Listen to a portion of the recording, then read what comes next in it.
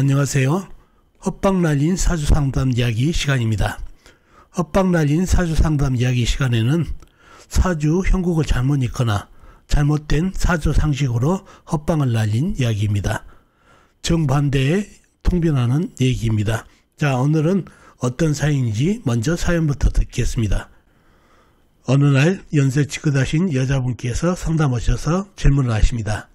선생님, 젊어서 사주 상담을 했는데 제 사주가 공부를 뜻하는 인성이 발달되어 있고 또 공부와 나랏밥을 먹을 수 있는 걸록이 발달돼서 선생님이나 아니면 공무원을 하면 좋은 사주라고 들었습니다. 그러나 그 길과 정반대의 길을 걸었습니다. 무엇이 잘못됐는지 알고 싶습니다. 잘 들어보셨죠? 사주에 인성이 발달되고 녹이 있어서 공무원이나 선생님을 하면 잘 맞는 사주라고 들었는데 정반대의 삶을 살았다는 얘기죠. 자, 과연 뭐가 잘못돼서 잘못된 통변을 했는지 사주를 보면서 설명드리도록 하겠습니다. 자, 이 사주가 오늘 여러분과 같이 풀어볼 헛방 날린 사주가 되겠습니다. 정유년 을사월 신묘일 무술시에 태어나신 여자분이시네요. 정유년생이시면 1957년생이시죠. 2023년 올해 67이 되시는 여자분이 되겠습니다. 자, 이분이 젊었을 때 상담을 갔는데 사주에 공부를 가르치는 인성이 발달되어 있고 또 공부와 나랏밥을 먹을 수 있는 걸록이 발달돼서 공무원이나 선생님을 하면 좋다고 했는데 그 삶과 정반대의 길을 걸었다는 얘기죠.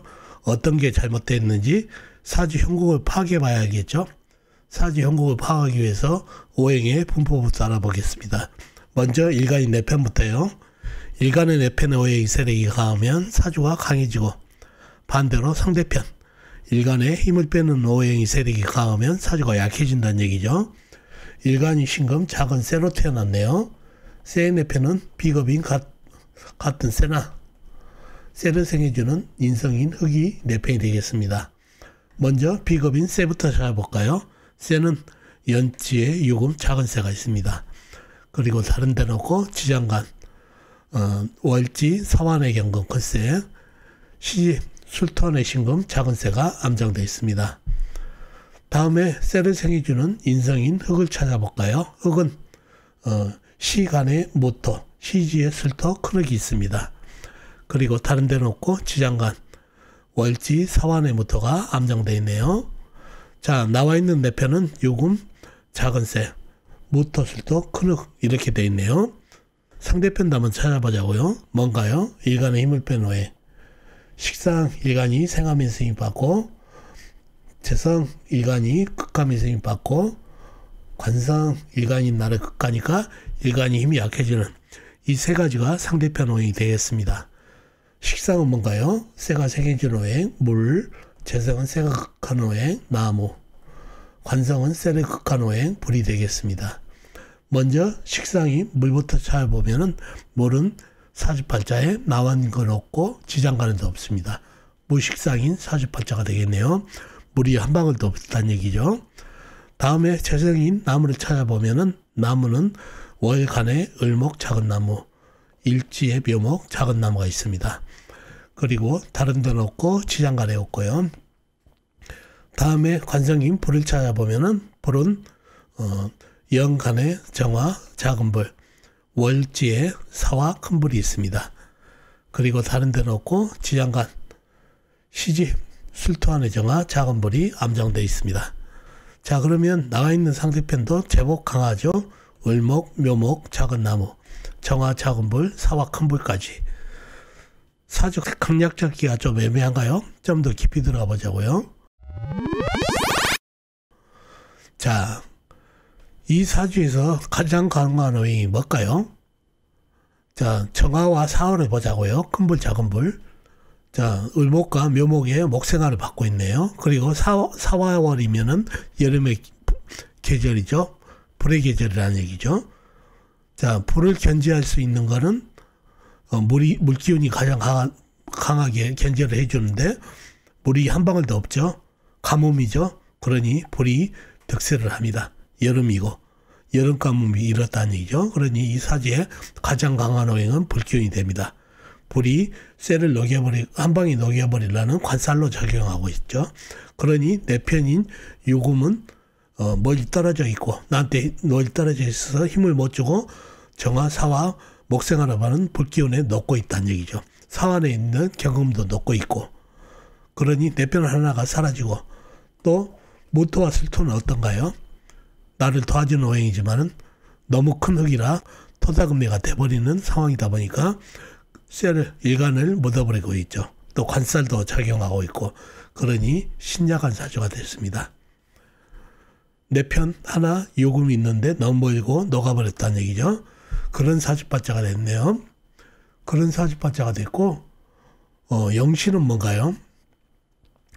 영신은 시간에 있는 무토가 되겠습니다.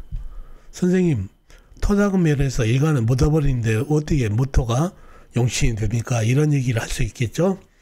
무토가 토사금이 되는 건 사실이지만 이 사주에서 가장 무서운 게 뭐죠? 불기운이죠. 관살이 가장 무섭죠. 그러니 이 불기운을 조금이라도 설을하고 있는 화생토를 받아서 불을 설계하고 있는 무토가 용신이 되겠습니다. 토사금매가 되는 건 사실이지만 이 사주에서 가장 무서운 게 관살이죠. 불기운이 무서운데 무서운 불기운을 힘을 빼주고 있는 무토가 그래도 최대한 무서운 관살을 힘을 빼주고 있는 무토가 용신이 되겠습니다. 그런 사주팔자가 됐네요. 그런 사주팔자가 됐고 희신은 뭔가요? 희신, 운에서 오면 좋은 희신은 큰쇠, 경금이나 신금이 오면 좋겠습니다. 그래야 무토, 술토 이 큰 흙을 큰 쇠가 받아내서 일간이 숨을 쉴 수가 있다는 얘기죠. 그래서 큰 쇠가 와서 큰 흙을 받아내면서 통과를 시켜줘야 좋은 희신이 되겠습니다. 그런 사주팔자가 되네요. 그런 사주팔자가 됐고, 자, 이분이 젊었을 때 상담을 갔는데 인성이 좋고 공부성을 가르치는 그리고 공부성을 가르치는 넉과 또 나랏밥을 먹는 걸록이 있어서 선생님이나 공무원을 하면 좋다고 그랬죠. 자, 인성이 좋은가요? 이 사주의 인성을 찾아보면 무토와 술토가 있네요. 사원에 무토가 있고 물론 불기운을 설계해주는 용신으로 잡혀 있으니까 좋다고는 할 수 있지만은 일간을 토사금매를 시켜가지고 일간을 묻어버린 건 사실이죠. 인성이 좋지가 않죠. 너무 큰 흙이 작은 쇠를 묻어버린다는 얘기죠. 좋지 않은 인성입니다. 그래서 공부성이 좋지가 않습니다. 좋은 역할을 하지 않기 때문에요. 공부성이 좋지 않다는 얘기죠.